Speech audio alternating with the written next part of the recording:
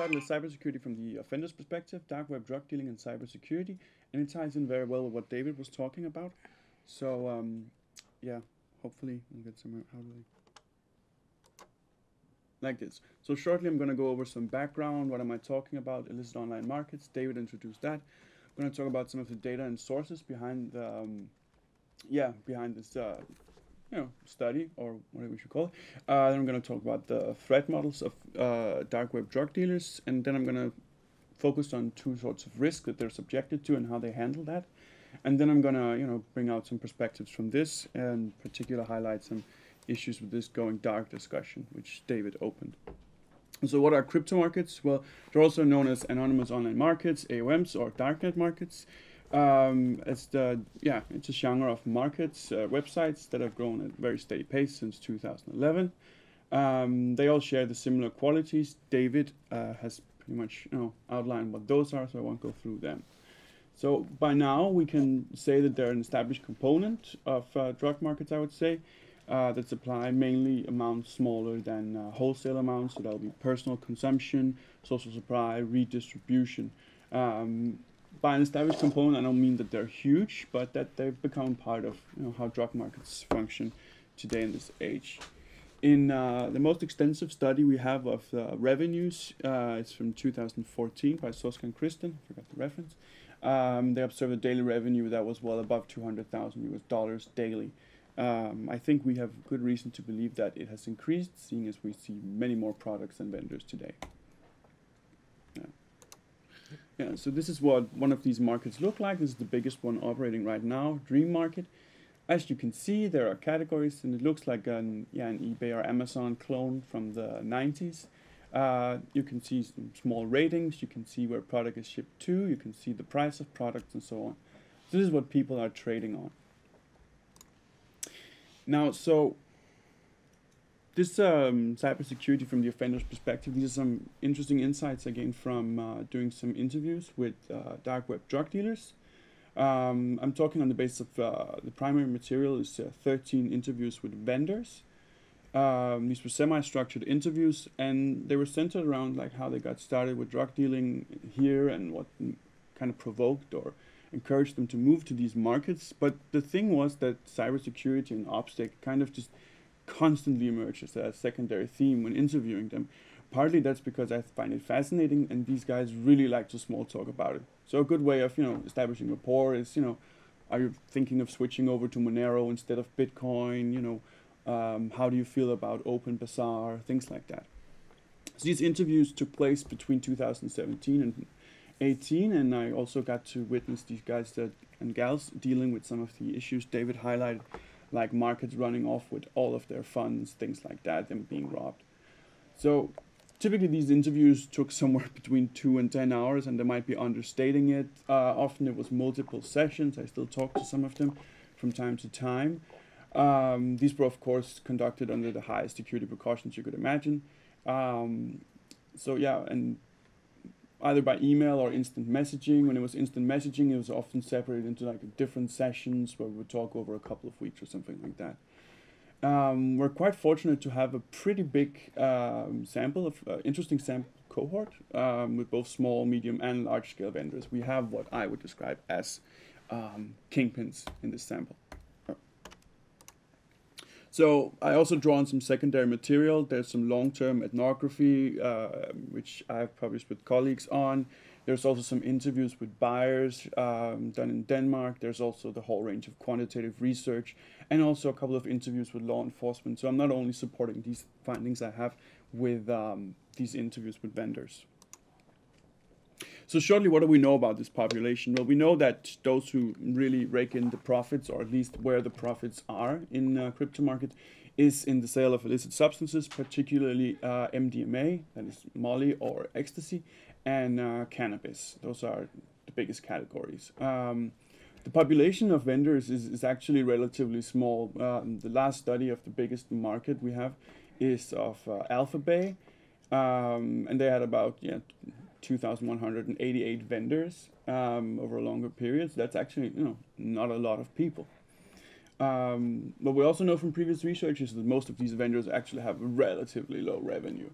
I think it was a pair by David and Masarat that found that it was like 1% who were like, we could call the elite of these.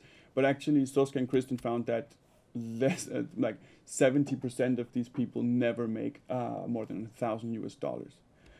We also know that they operate for relatively short periods of time with an average lifetime of 220 days. So these are not, they're not long-time operators. We also know from some qualitative research that no vendors, or almost no vendors, had like a previous background in IT or cybersecurity. This is kind of an interesting population. From this research, some interesting insights that came related to this was that many vendors I talked to were not very tech savvy. They've learned it, but in the beginning they're not. I also learned that this is a research project with others, that these IT skills were typically learned through their own research, through mentorship, or through community. So this is something you have to learn. We also learned that many vendors rotate their pseudonyms and identities, so there's a chance they could be operating for a longer time than 220 days, which Soska and Kristen also point out. We also learned that many vendors operate periodically. When they have supply, they're active. When they don't have supply, they're not active.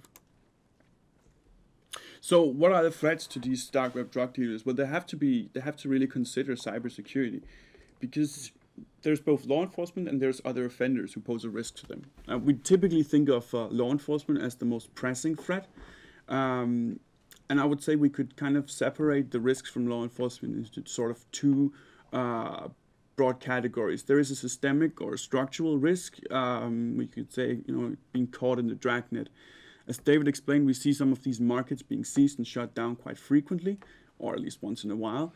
And when that happens, you lose a lot of data. That might be unencrypted communications. That will also be funds that you have in escrow systems. So that's quite a significant loss, and it puts you at risk. Then there's also the risk of targeted investigations on an individual level. Those will be things like people who have overlapping social media pseudonyms and PGP email or key usernames. That has happened. There's also undercover buys from law enforcement, infiltration, and so on. And then there's also detection in the postal system, of course. But that's actually not all, because if we also look at other offenders, we also see that some of the risks from other illicit online markets are also present here. We have rippers. We also have people being phished for credentials. We also have markets being hacked or individual users being hacked. We also see theft and predation quite frequently. We see some social engineering, and we also see some reputation-based attacks where people sort of just give you bad ratings. Your competitors give you bad ratings. And then there is this new risk, which again David has alluded to, that we quite often see the administrators of these markets simply just running off with every penny that is in the escrow system. And that's quite a lot of funds, and that, every vendor is victimized in this.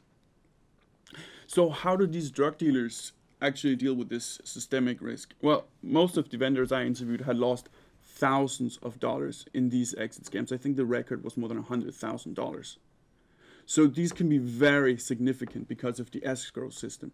And in some cases, they can effectively bankrupt the seller, because you have both the money in escrow, you also have your product that you've already shipped out. So in some sense, you can get a double loss. You might also have bought your product that you shipped on credit. That could put you in real problem offline. So there are, of course, some ways of mitigating this. For example, you could require FE, which means that customers have to send you the money before you send them the product. Well, the thing is that you risk losing customers if you do that. You could also try moving off market, make a private website. That's something we've seen quite a few vendors do. But if you do that, the risk is that you lose customers because, again, they can't use escrow solutions. But also that, the reach of customers kind of diminishes. You don't have the great platform that a market is. And finally, this requires a specialized skill set. Most people aren't capable of setting up a hidden service on Tor. But what we see, which is very interesting, I find, is that this systemic risk from both law enforcement seizures and marketplace exit scams, among vendors, it's simply just considered an unavoidable fact. it's an expense. It's a business expense. So to quote some of what I've been told is, of course exit scams are part of the risk. I've lost things. It's never pleasant, but you have no other choice than accepting them. Otherwise, close your computer and try something else. Or this one who explained what the consequences of these risk reduction strategies were for one of his colleagues. He explained that his colleague went from escrow to FE, that means going outside the escrow system, and he lost over 80% of sales. Having escrow gives the customer that much needed security. And finally, as one said, we must take risk for reward. Full escrow, drastically more sales, and it pays off. So there's a trade-off in how these vendors consider that. Now, there's of course also this individualized risk. And as I said, it comes in a variety of form: phishing, hacking, social engineering, rippers, target investigation. Now, interestingly, contrary to systemic risks, vendors typically think of these as avoidable. In this case, they have agency and they have control. Some of the strategies will include, for example, and this is very simple, always verifying the URL. These websites tend to change URLs quite often, and there's a lot of phishing links spread out over the internet. Take the time, find the URLs, bookmark them, things like that. That's actually, quite effective. Also, always verifying various data with PGP, for example, communication from others and so on. Then there is the thing about using secure operating systems and software. Again, what David also talked about. Vetting customers. There's different ways of vetting customers, but if you're really thorough, you can actually look up your customers on Facebook and Google Maps and things, because they will send you their full address and drugs are shipped in the mail. And there's of course also various strategies you can utilize in the postal system. But what I think was most interesting here is that we see a split between the systemic risks and these individualized risks. In one case, there's not a lot of agency. This is just a law of nature. One kind of talked about it as if it was actually a law of, fluid mechanics. One of the vendors, that's what he referred to. When it comes to this individualized risk, and this is also quite prevalent among, this is something that vendors are concerned about, then they have agency, and then they can exercise it.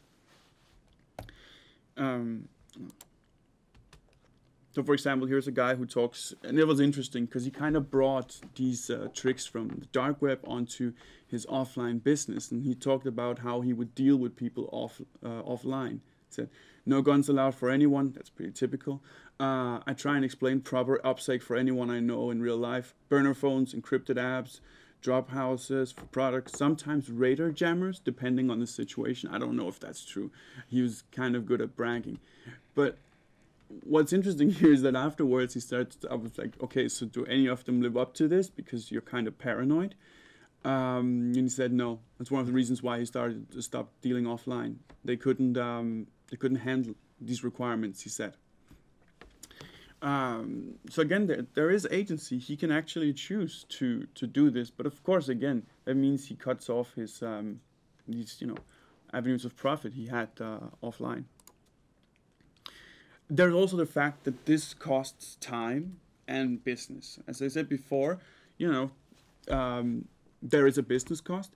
And for example, as one said, some people risk OPSEC, so why would I risk doing business with them? Well, that's quite practical. That's, for example, if you require that all your customers encrypt their addresses, some customers don't want to bother with encryption. Some vendors have put the number at like 60 or 70% didn't use encryption before we saw the latest seizures. Some have put it at maybe 50% now. Talking about how he got started with cryptomarket, one vendor went through how difficult a time he had switching to using these markets. He would be extremely paranoid after encrypting a message. And, he had to learn Linux. And that's also, most people don't want to do that. Called it a mental block. It seemed like it was more trouble than it was worth. So these are very practical concerns. And that's a lot of investment in time. Imagine going through learning Linux just for your job. Most people wouldn't be willing to do that, I think. So what I want to get to is that there is a cost in all these risk reduction strategies, and what we see is that vendors they consciously adjust their strategies for reducing risk in the light of their long-term goals. Is it to be extremely secure and maybe say goodbye to some customers, or is it to appeal to as broad an audience as possible? And this trade-off almost seeps into every business practice that they engage in, and it's why we talk so much about it, because everything is considered in the light of this trade-off. And it's also important to think that these costs are not just financial. You can't just pay your way out of it. You can kind of do it with these exit scams, but learning PGP encryption, that's very difficult. Other things like doing research on how other vendors were caught, that's also a huge investment in time. But some of these guys will spend hours. Pretty sure some of them also access Pacer and read about how it happened. It's at least something that's shared widely on forums. That's also a huge investment in time. So, for example, let's take this, I've kind of talked about this, but say a vendor wants to reduce the risk of intercepted communication if a market is seized by law enforcement. He starts requiring all customers encrypt private messages. Lots of customers won't bother with that, so he loses customers. When he requires them to send messages encrypted, they leave him bad feedback. Another one would be a vendor who decides not to use the escrow system, and as one vendor stressed before, customers are hesitant not to use escrow, so they just go with another vendor. So some of the key findings on this area, which I'm trying to develop, is that for crypto market vendors, cybersecurity is not given, and it has significant financial costs. This is not a binary where just because you operate on the dark web, you're secure. It has cost, and you need to invest in it. And this is not only financially, it's also time-wise. What's also interesting is that this is a social behavior in the sense that it's learned, it's considered, and it's practiced. It's not a default, and there aren't the correct answers. Some of these vendors have OPSEC and cybersecurity advice that is extremely conflicting with what the others say. So this is a behavior which is really interesting in that sense. So I want to bring up whether maybe we should at least, one way of thinking about this going dark and in the context of crypto markets and the dark web is maybe it's more appropriate to talk about it as a gradient rather than a binary. On the one end, you have that guy with the radar jammers, and on the other hand, you have that vendor who really wanted to make me use Wicker, or I mean, he was probably close to using anything else, which is not recommended on these markets, for an interview. It's a gradient, you choose it according to your risk. Some of these had extremely risk-prone behavior, while others just, they live their lives like paranoics. And when we think about, cybersecurity from their perspectives, and I would like to credit Michael with this insight, that maybe we should kind of more compare it to the processes, mechanisms, and concerns of like small to medium-sized firms, maybe thinking about how it's an investment, time-wise and financially, to be cyber secure, things like that, instead of thinking of going dark. So, yeah, that should be it.